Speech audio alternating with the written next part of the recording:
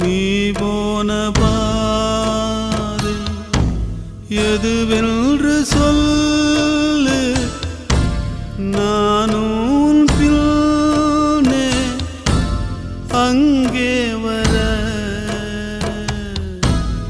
இப்போதும் கூடு எதுவென்று சொல்